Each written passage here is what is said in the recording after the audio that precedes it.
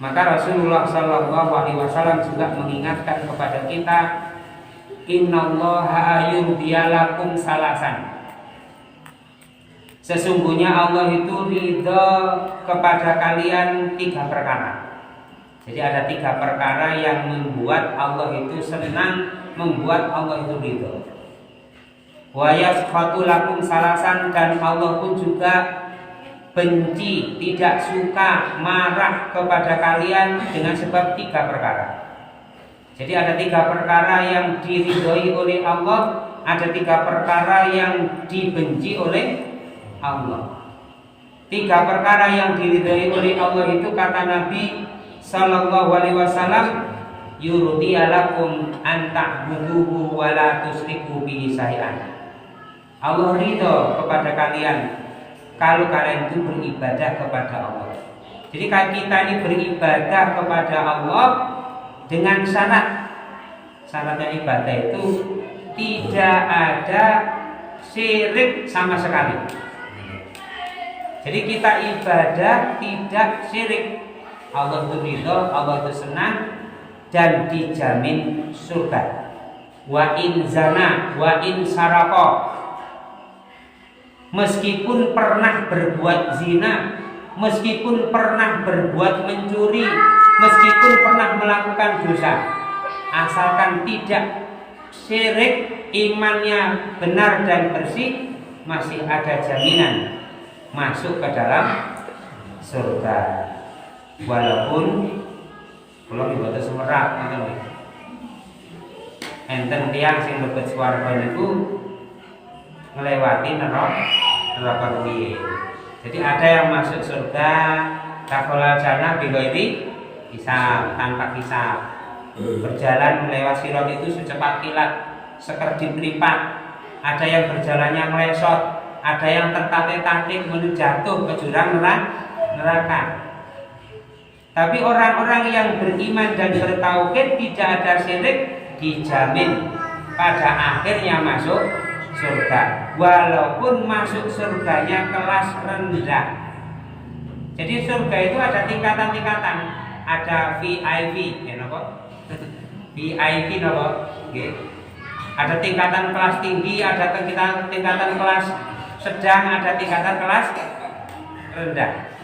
Nah, tingkatan surga yang kelasnya itu kelas rendah, itu surganya itu seluas 10 kali lipat dunia beserta isinya.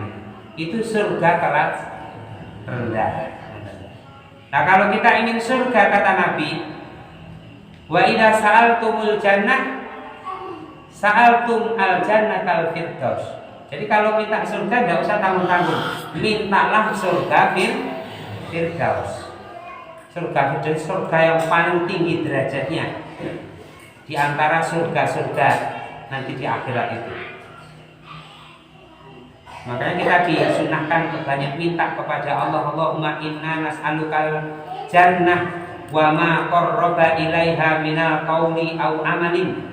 Ya Allah, saya minta kepadamu ya Allah surga, dengan apa yang bisa mendekatkan saya kepada surga itu ya Allah, ucapan saya atau perbuatan saya bisa memasukkan saya ke dalam surga. Kita minta kepada Allah Ta'ala.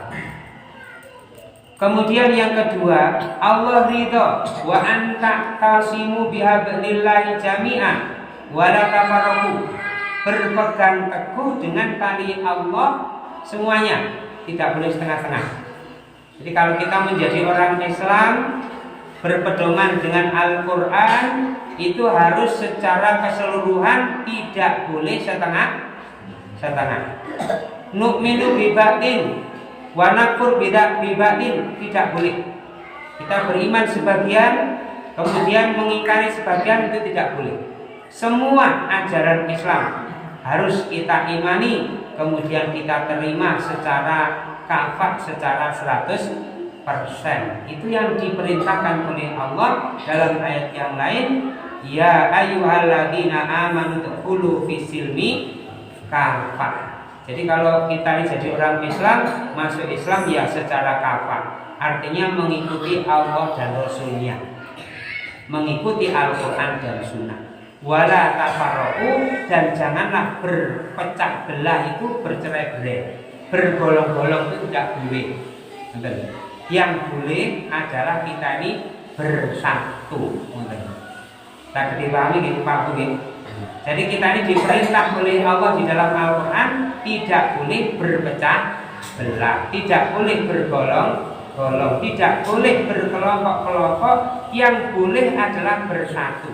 Innamal mu'minuna ikhwatun. Semua orang yang beriman itu adalah saudara, diikat dalam persatuan iman dan Islam, tidak kepada golongan-golongan yang ada. Rasulullah SAW mengingatkan nanti umatku akan terpecah belah menjadi 70 sekian. Banyak kelompok, banyak golongan. Semuanya kata Nabi masuk neraka. Wih, ngeri gitu. Semuanya masuk neraka. Illa wahidah, kecuali satu yang masuk surga. Ditanya oleh para sahabat, sinten ya Rasulullah yang masuk surga dari kelompok-kelompok umat Islam ini ya Rasulullah? Ma'ana alaihi wasabi. Siapapun mereka yang berpegang teguh dengan aku dan para sahabatku, mengikuti sunnah Nabi dan sunnah khulafaur rasyidin. Maka Rasulullah mengatakan alaikum bisunnati wa sunnatil khulafair rasyidin al-mahdiyyin. Berpegang teguhlah kalian dengan sunnahku dan sunnahnya khulafaur rasyidin. Tidak boleh kita ini bertengkar. Berbeda boleh, berbeda kita itu boleh, asalkan masing-masing kita itu tetap mempunyai dasar. Tetapi tidak boleh berbeda dalam persoalan-persoalan pokok. Usul dalam bahasa Arab itu usul. Kalau perbedaan dalam urusan fikih misalnya huruf itu boleh, sehingga mungkin akan terjadi perbedaan kaifiyah sholat misalnya. Sholatnya yang satu langsung beting, yang satunya kita lihat ada yang begini, kemudian asyhadu baru menunjukkan jari, atau yang satu baca bismillah tidak bismillah, atau yang banyak nanti diceritakan di dalam hadis kalau kita pelajari kita akan dapati perbedaan dalam urusan huruf itu diperbolehkan selama ada dalil. Yang tidak boleh perbedaan dalam urusan usul, dalam urusan pokok, dalam urusan din Islam ini. Kemudian yang ketiga, perkara yang diridhoi oleh Allah itu adalah wa antana sabu man wallahu amrakum. Memberikan nasihat kepada orang-orang yang dipilih oleh Allah untuk mengurusi kita kaum muslimin, yaitu orang-orang ketua-ketua, tokoh-tokoh, orang-orang yang mempunyai kekuasaan, orang-orang yang mempunyai pengaruh, pak kiai, yang sing dituakan, memberikan nasihat kepada mereka dengan nasihat yang benar untuk supaya kita diridhoi oleh Allah Ta'ala. Nah, itu perkara yang diridhoi oleh Allah Ta'ala. Ini kadang-kadang kalau jenengan sungkan kalah ilmu, kalah dhuwur, kalah kedudukan, kasenge maringi nasihat itu sungkan. Padahal kata Nabi, kalau kita melihat orang-orang yang ada di atas keliru salah, empun sungkan ngelingaken. Yang sinten dhuwur niku nggih tetep jenenge menungso lah. Jenenge menungso niku nggih kathah klirune, nggih kathah salah. Kene boten dielingaken tambah keliru, malah boten sumrap kula jenengan. Imam niku mawon nggih enten salah. Ada salahnya imam itu. Kadang-kadang bacaannya salah, kemudian gerakan-gerakannya juga salah. Makmum berkewajiban untuk memberikan peringatan kepada imam. Nek bacaane itu pripun carane ngelingaken? Nggih dilurusaken. Nek kula jenengan apal. Nek mboten apal ngimutaken pripun? Nggih mendel mawon mboten apal. Tanggih lho. Nggih mendel mawon. Lha wong mboten apal. Lah imame nek misale keliru wacane mau wenang terus ngoten nggih. Ngiling-ngiling ngoten nggih pun diterus-terusaken. Terusaken mawon salat ngoten. Utawi berganti dengan surat yang lain. Kalau imamnya keliru karena gerakannya, maka bagi ibu-ibu, bagi perempuan mengingatkan dengan tasbih. Apa tasbih itu? Dengan isyarat tepuk, tepuk tangan. Ning nggih enten kaifiah enten tata carane. Mboten ngeten imam keliru. Mboten nggih, cukup gini aja. Nanti imamnya dengar, oh berarti saya keliru. Enten istilah tepuk ngeten tepuk ngeten iki. Nah, untuk bapak-bapak, untuk yang laki-laki mengingatkan imam itu dengan tasbih, ucapan subhanallah. Iku tuh tenggene tempate. Lah misalnya ngelingaken imam-imame bener, makmume rumoso imame niku salah ngoten. Nggih makmume kudu rumoso, nek imame tetep wonten sedelok imam wonten. Inna maju ilal imam di kamabi. Dadekaken imam niku kersane dieloki ngoten. Kale kula nggih natos salat tenggene teng salah satu masjid waktu Jumat ngoten niku. Saya baca surat Sabikis, surat Sabikis ini yang terakhir, surat Iqra ini terlepas dari Sabikis ini. Wasjud waka tarik di akhir ayat ini. Sunnahnya kalau membaca ayat sajadah itu disunahkan untuk sujud. Ini jenenge makmum ngeten iki. Makmum niku enten sing subhanallah keliru Pak Imam. Subhanallah keliru Pak Imam. Sing boten ngerti ngoten niku rukuk. Allahu Akbar kula sujud ya. Sing boten ngerti rukuk, mau mari maca nggih mesine rukuk ngoten niku. Ningali imame kok sujud. Subhanallah Pak Imam. Enten malih imame niku, lah. Loh. Iki piye to? Mari maca kok langsung sujud iki. Lah. Loh ngoten niku. Nah niki repot nek boten kertas niku. Mulane kula jenengan ketangan ngaji. Enten sunai maos ayat sajadah disunahkan kagem sujud. Namine sujud.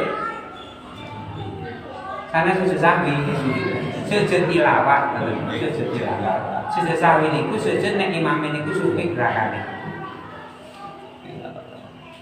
Nah kemudian Rasulullah SAW juga mengatakan wa yasfatu lakum salasan. Allah niku tidak suka terhadap kalian dengan 3 perkara. Terus yang 3 perkawis sing Allah niku marah murka boten seneng. Yang pertama kila wa qala. Kila wa qala niku sering kula jenengan kirengaken. Sering kula jenengan temuni. Napa kila wa qala niku? Apa jare? Ngoten.